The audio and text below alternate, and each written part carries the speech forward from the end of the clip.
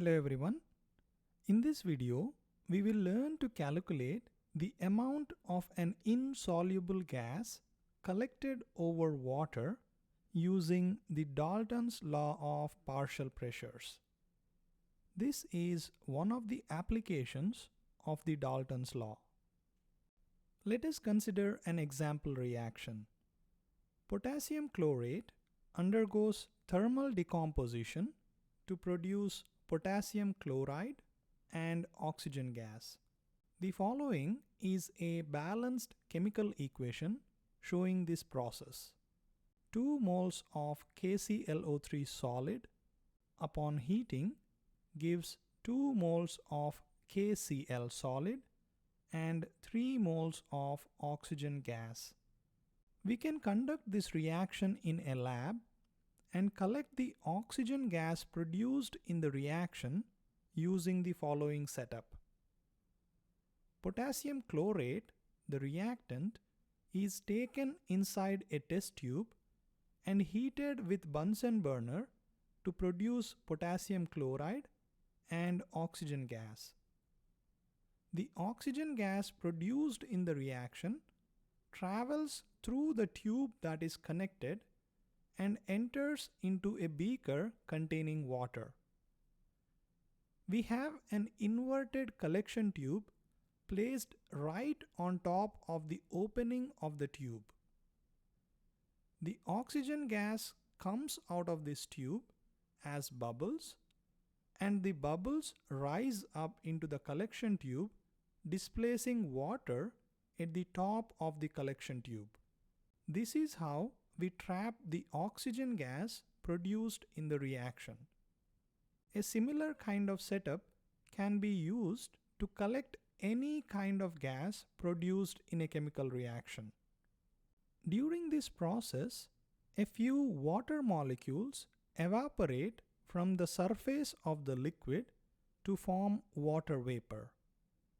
So the gas collected at the top of the collection tube contains the oxygen gas, which is a product of the reaction, along with water vapor. Both of these gases exert pressure on the walls of the collection tube.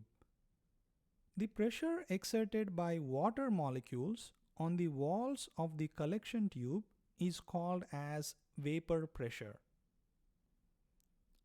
We can apply the Dalton's law of partial pressures to this scenario.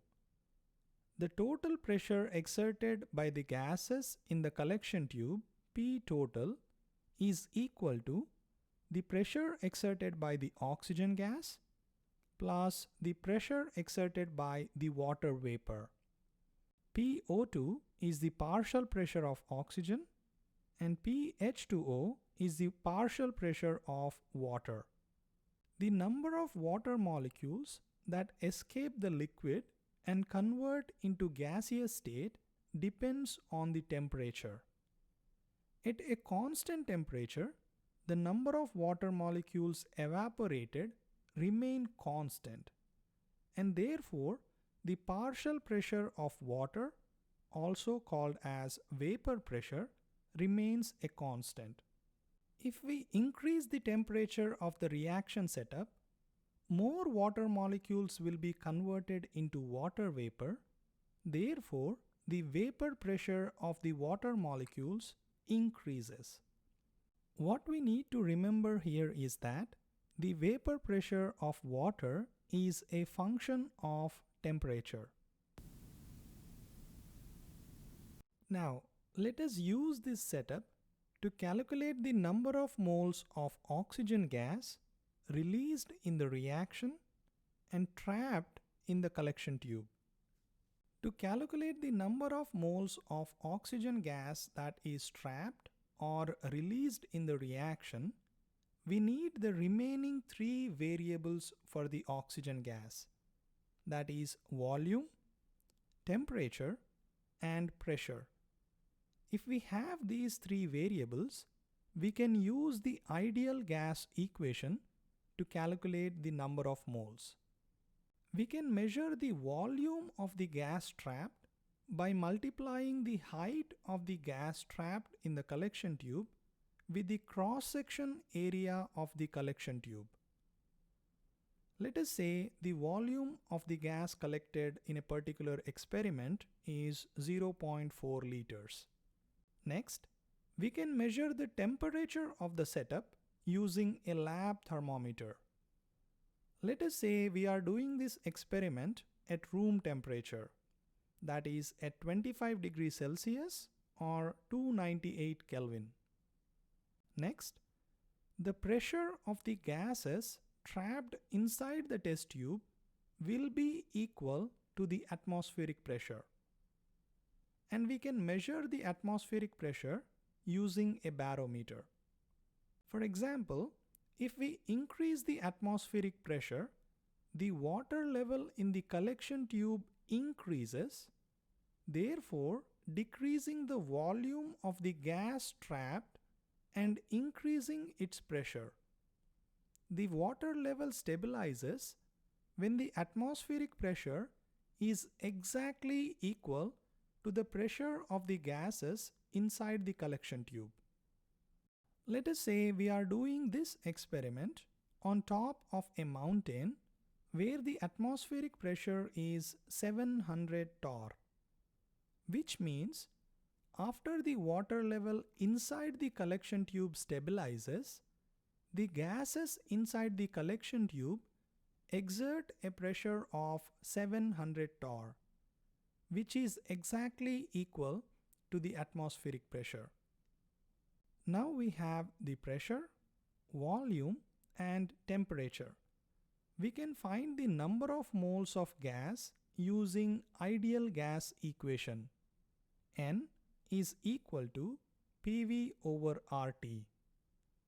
However, there is a small catch here.